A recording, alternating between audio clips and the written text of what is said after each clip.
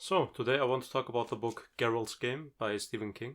My mother had a copy of the book, so I took it and gave it a try. So, our main character Jessie and her husband Gerald travel to their isolated lake house because they want to spend more time together and they want to fix their marriage with new games in the bedroom. Well, actually, that's not completely true.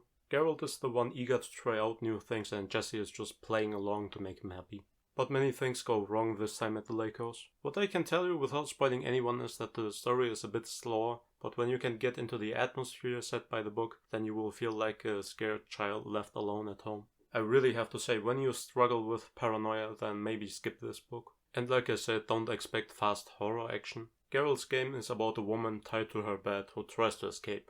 The book takes its time to make you feel alone, desperate and scared, just to then tickle you at the right moment when you expect it the least. But now I want to talk about the book more in detail, so spoiler warning. Jessie arrives with her husband at the lake house and Gerald goes more or less straight to the point and handcuffs Jessie to the bed for some adult activities. But once Jessie is handcuffed, she does not want to play anymore and asks him to free her. But Gerald is a huge who still wants to keep going. So she panics, kicks him in the chest, he gets a heart attack and dies while she is still handcuffed to the bed. All of that actually happens right in the beginning of the book, which was a little bit of a surprise for me because I still didn't understand how the book planned to stay exciting when the whole story is about a woman who is tied to her bed who tries to escape. But soon the voices in her head started to talk and they followed us through the whole book and we were basically never really alone. We learned a lot about our main character. Because of her situation, there was almost nothing else to do other than reflecting on her life, her trauma, the person she is now,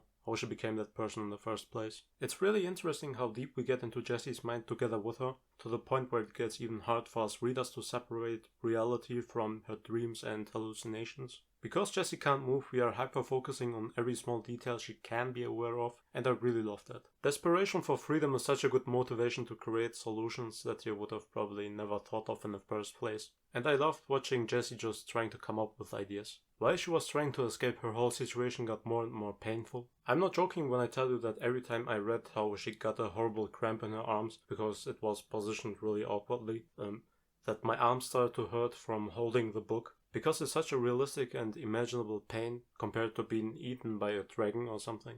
It didn't take long before we had our first visitor in the beautiful isolated lake house. A hungry stray dog walked in through the open door and decided to try a piece from the dead husband. We knew that Jessie didn't really like Gerald that much, but it's probably still really traumatizing to see the corpse of someone you knew get eaten by a dog. But I really like that we got a point of view from the dog's perspective. We even got a backstory for him, and it is really interesting that we could see his emotions and his feelings.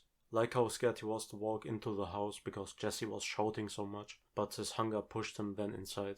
When the dog appeared, I actually expected him to attack Jessie at one point, but instead, after he ate Gerald a little bit, he felt something or someone coming and started to fear it and ran away. Jessie fell asleep at one point and she woke up in the middle of the night and noticed that someone was standing in the corner of the room and was watching her. It's such a subtle way to scare someone, but it worked for me. It really was the same type of fear that I felt as a child when I was scared of the dark, or when you turn off the lights, walk upstairs and feel like being chased by something. That scene really made me more paranoid for a couple of days. And the funny thing is, we can't really tell if that person was really in the room because he is so deformed and he randomly had a bag full of bones and jewelry. So it would be quite understandable to dismiss him as a simple hallucination at the next morning because he wasn't there anymore.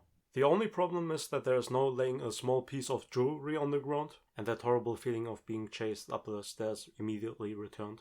We still don't know if that person was real or not, but now we feel a stronger urge to be free from the handcuffs before that thing possibly returns at night. And I really love how all of that created an intense feeling of having to escape faster. Of course, starvation should be enough motivation for wanting to escape. But the fear of being killed by a psycho who just maybe exists makes it far more exciting. It was such a relief when Jessie finally freed herself in a really brutal but effective way. And at the end it really turned out that the guy was really there and that he was not just a hallucination. On top of that, he is probably the most disgusting fictional character that I have ever read about. He is a cannibalistic, necrophilic grave robber who wears a necklace full of male genitalia that he cut off from corpses. And his side job is breaking into lake houses where the owners are not there, so it was really bad luck that he found Jessie. He is really fascinating in a really horrible way. I enjoyed Gerald's game. Some parts were a bit too slow for my taste, but the book successfully made me feel uncomfortable. I'm not sure if I will reread this book, maybe one day, but I really enjoyed it. When I have to compare this book with Salem's Lot, another book from Stephen King that I have reviewed on this channel, then I would say that I have enjoyed Salem's Lot a bit more than Gerald's game. But Gerald's game is better at making you feel paranoid. And yeah, that's all I had to say, and thanks for watching. Ciao.